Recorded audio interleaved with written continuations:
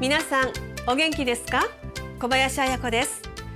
日本には古くから神社仏閣に伝わる行事や飾り物、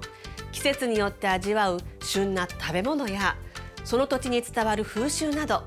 幸運を呼び込むために縁起を担ぐさまざまなものや行いがあります。皆さんの周りにもきっとある幸運を呼ぶ縁起物。この番組ではそんな縁起物をご紹介していきます。さて、今日の縁起物は福来たる日本の縁起物。香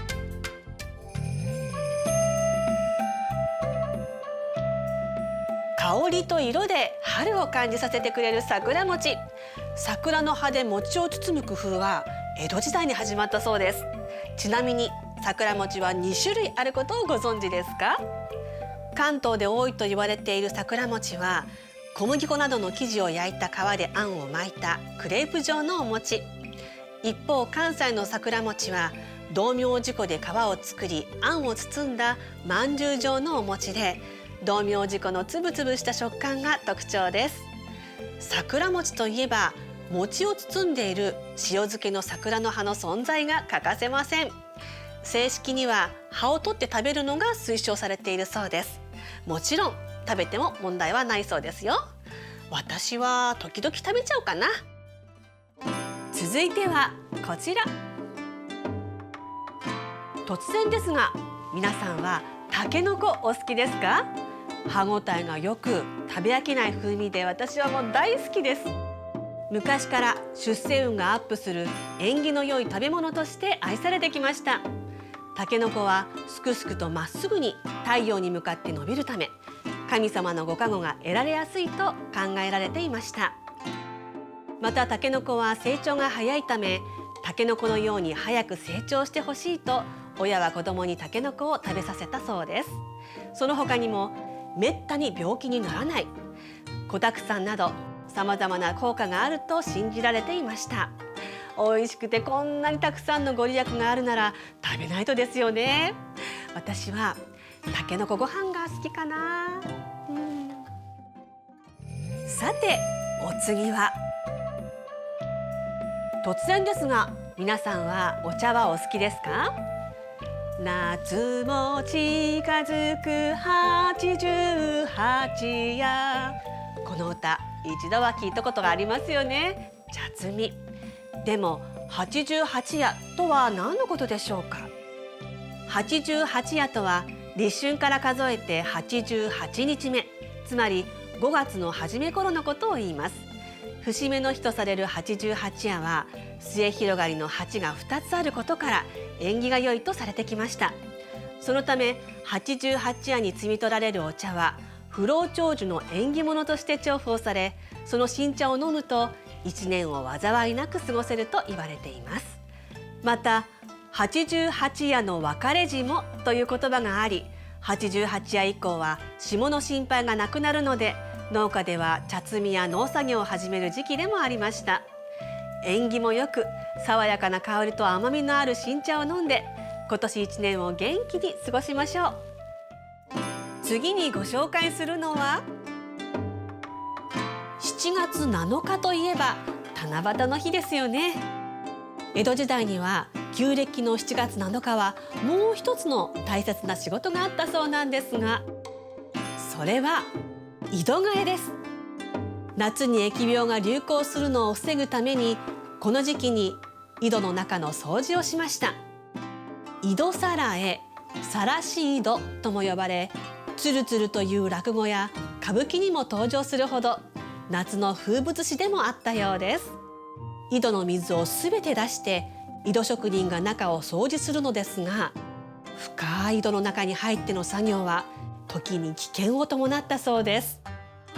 一方、水を汲む時に井戸に落としてしまった髪飾りなども見つかるので、その日を楽しみにしていた女性もいたそうですよ。さて、お次は江戸時代から続く夏の風物詩の一つ、花火。中でも線香花火は古くから日本人に愛されていますが、実は国産の線香花火の製造は一度途絶えてしまったそうなんですが、職人さんの手によって今は純国産の線香花火を楽しめるようになりました。一本一本手作業で作られているため、表情や持続時間も微妙に異なります。また純国産線香花火の燃え方はつぼみ、ボタン、松葉、散り肉と変化していきます。この美しい変化は儚く消えゆく人の一生が表現されているそうで、このあたりは日本人ならではの感性ですよね。続いてはこちら。皆さんは9月9日の重陽の節句をご存知でしょうか。大人のひな祭りとも言われていますが、重陽は菊の節句として伝わり、菊酒や食用菊を盛り込んだ料理、和菓子をたしなみ、健康を祈願します。また行事として後のひなという風習も江戸時代から生まれ、3月に飾ったひな人形を9月にもう一度出すことで長寿のお祈りをするとともに、虫干しして長持ちさせるという意味もあるそうです。桃の節句と違い、重陽は菊が主役の節句なので少し落ち着いた雰囲気。そしてお先に菊の花びらを浮かべて長寿を願い飲む菊酒が定番だそうで、まさに大人のひな祭りと言えますね。さてお次は、突然ですがおはぎはお好きですか？ではぼたもちはいかがでしょう？おはぎとぼたもちって似ていますよね。違いってあるんでしょうか？おはぎとぼたもち、その違いは作られる季節によって名前を変えていたそうです。春のお彼岸に食べるのがぼたもち。ぼたんの咲く時期に食べられたことからぼたん餅と呼ばれていたのがぼたもちになったそうです。一方、秋のお彼岸に食べるのがおはぎです。その由来はもちろん萩です。おはぎに使用する粒あんを秋に咲く萩の花に見立て、こう呼ばれるようになりました。同じものでも季節によって呼び方を変えるって風流ですよね。次にご紹介するのは、秋の味覚の最高峰ともいえるのが松茸ではないでしょうか。このいい香りがたまりません。日本では昔から親しまれ、日本書紀に庶民から天皇への献上品として栗、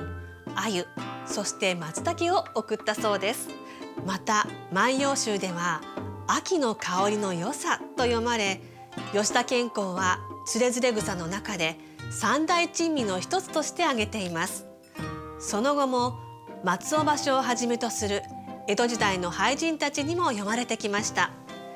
江戸時代では庶民の食べ物だったそうで、お吸い物や焼き物などさまざまな料理で愛されていました。ちなみに私は松茸の土瓶蒸しが大好きです。さてお次は、皆さんは冬の訪れの風物詩亥の子餅ってご存知ですか？大変ご利益もあり、紫式部の源氏物語にも登場するそうですが、イノシシの子供ウリ坊の形にかたどった和菓子、亥の月の亥の日、亥の刻に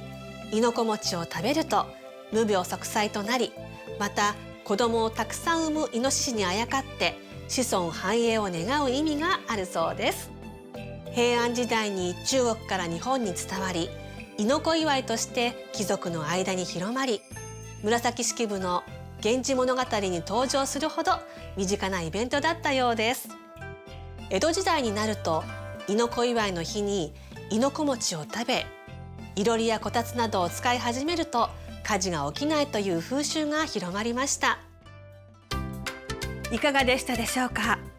まだまだ私たちの知らないものや意外なものにもさまざまな縁起担ぎの意味が込められているようですね。身近にあるそんな縁起物、皆さんもお店や神社で探してみたり、幸せを呼び込んでみてはいかがでしょうか。それではまたお会いしましょう。小林彩子でした。